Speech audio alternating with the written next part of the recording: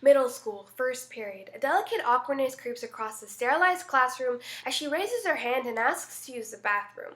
She reaches into her backpack with elephant dexterity and shoves a purple packed wad of manufactured cotton deep into the crevices of her jacket pocket and rushes out the door. Shameful of her nature. She must hurry before the dreaded moon cycle crashes over every developing phallus in the room and suffocates them with a crimson wave of liquid poison.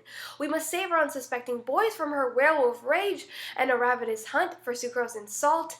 The blessed gift of Venus is eclipsed by the darkness of an ignorant centuries-long discourse, a discourse carried on and taught by our schools, but still she bleeds. Freshman year of high school, last period. The latter half of the word whispers that the shackled woe of her woman has an uncomfortable and even rarer presence here. Hallways hollowed by the half-filled lunch containers of our girls, and weighed down by the constant flush of overused toilets, filled with food guided to the mouth and thrown back up.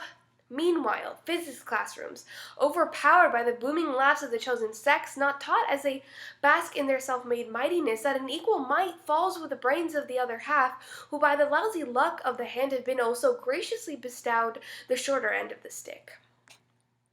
But maybe the too short stick is not mine, but yours, and the sticks of the founding fathers before you that pledged equality in a land where it is almost as rare as a black president and a white dropout, and almost certainly rarer than that 9-inch dick you promised that priceless queen you call a 10-cent dime.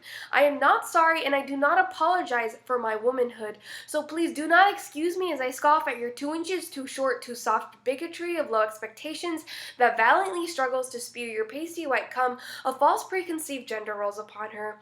For why else do you discourage the struggle of your sisters, for whom the high school system is barely a bread and prison to pick of two pathetic evils, when the only choices where a color D can actually be birthed into a degree looks no different from the death sentence, slagging slower and slower by each tick and talk of a melting wall clock, and each prick and poke of the boy sitting behind her.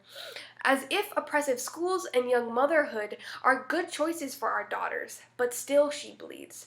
Sophomore year of college, the periods have faded, the ranks are thinning out now. Red solo couplet houses filled socially sanctioned United States of white men America rapist cults lure in modern era eves the memory of the triple K, adopted in a new manner, usher in the innocent double X's frantic for the fleshy D of dodgy dudes, fighting with the bees for the birds and bees. Still, at such a prestigious university, there is no lesson that is taught her that the depth of her emotion is a powerful tool of love that can bring change into this world, that her mind is something that can never be taken away from her, that her body is a temple of strength that can be maintained through self-respect, that it is her right to choose to do with it as she will. Our education system does not foster success, so still she bleeds, and believe me, it will not stop. In fact, it is just the beginning.